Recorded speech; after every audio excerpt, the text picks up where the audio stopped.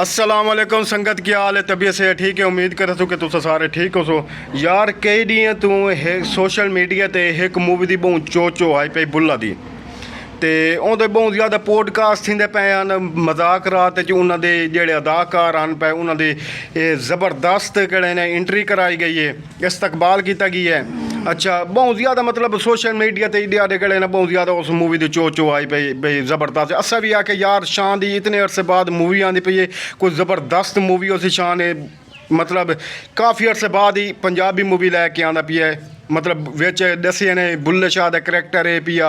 अस ज़्यादातर इसे बुल्ले शाह के करैक्टर सोच के गए हैं भाई बुल्ले शाह के करैक्टर की मूवी ज़बरदस्त हो सी। वो भी जेड़ा अदाकार है पाकिस्तान का ज़बरदस्त अदाकार है पिया, बहुत वड्डा अदाकार है पिया शान। काफ़ी अरसे बाद मूवी लैके आंदा पिया तो ज़बरदस्त मूवी हो सी जेड़े तरीके नाल सोशल मीडिया तो उन्होंने तारीफ आई पई। बहरहाल अस इतों सारे टुर पाए यार बेली संगत जितनी अस इतों टुर पाए 15-20 जने 25 जने इतों टुर पाए से।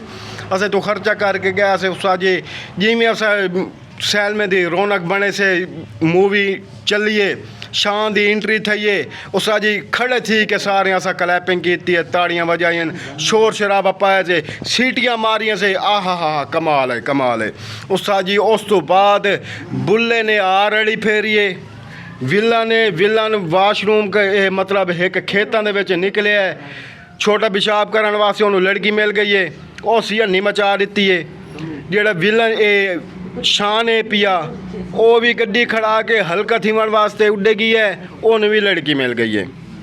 स्टोरी की सानू बस ये को समझ चाहिए, बाकी सानू कख की समझ नहीं आई। बुल्ला के वदा करेंदा है, बुल्ले की लड़ाई होंदे नाल किस पार हुए, बुल्ले की लड़ाई होंदे नाल किस पार हुए नहीं समझ। बुल्ला हर पासे रड़ी फेरी वदा है। अच्छा जी लड़की उडू मतलब इंडिया के विचों लोड़ के दरिया चढ़दा है, लोड़ के पाकिस्तान आंदी है।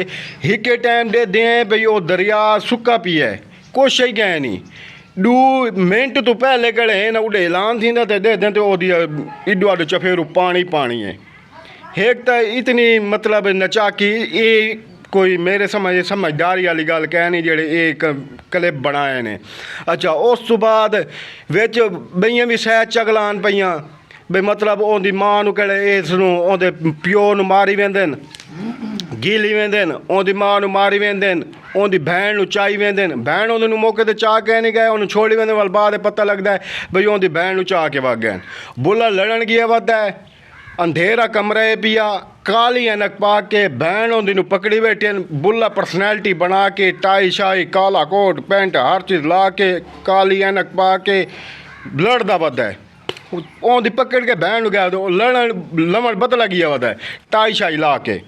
अच्छा अंधेरा कमरा है पिया काली ऐनक ला के वो लड़दा वदा बंदियां नूं कुट्टी मारी वदा। मैं उतों वापसी आया मैं अंधेरे दे विच वड़िया काली ऐनक पाई मैनू कख ही नज़र नहीं आया पता नहीं बुल्ला किवें कुट्टी वदा आई। एक तो मैनू इस गल की समझ नहीं आई, दूजा मैनू स्टोरी की कख की समझ नहीं आई। बुल्ले की लड़ाई होंदे नाल किस पार हुई होंदे नाल किस पार हुई यार संगत गाल है कि इतना खर्चा कीते से सानू कख की समझ ही नहीं आई। तुहाड़ा एहसान ये थी तो मैनू स्टोरी का तो पता दसो भाई स्टोरी विच हाई के तुसें भी वेख आए हो सो स्टोरी है केड़ी गल दी। बुल्ले की लड़ाई इन्हां नाल विलन नाल केड़ी वजह तो आई पई, बुल्ला किस पारों एक दूजे नूं इतने सारे बंदियां नूं कुट्टी वदा केड़ी वजह तो कुट्टी वदा आई। मैनू यार संगत इह कुछ करके मैंने दसे सो नाले तुस ये भी दसे सो भी तुहानू वीडियो तुहानू ये मूवी की हो जाई लगी है, अच्छी लगी है गलत लगी है अपनी राय दे इजहार जरूर करे सो। बाकी संगत लव यू हो गया तुहाडे नाल, लेकिन इस मूवी ने सानू बहुत मायूस किया है।